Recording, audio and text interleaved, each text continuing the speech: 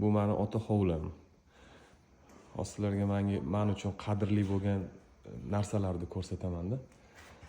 Bunga e'tibor qaratinglar. Travertin qilganman-da. Mana shu oyna. Bu otam o'tishlaridan oldingi remontni devori. Mana hamma izlar otam rahmatlining barmoq izlari. Mana shu yerga qo'llarini qo'yib, oyoq kiyimlarini kiyganda mana shu chiqib ketganlar ko'chaga. Mana shu devorda barmoq izlari qolgani uchun travertinning ustida mana oyna qilib barmoq izlarini saqlab qo'yganman. Otam rahmatlidan menga qolgan mana shu barmoq izlari, keyin xonalardagi kiyimlarining hidlari. Mana shular qolgan.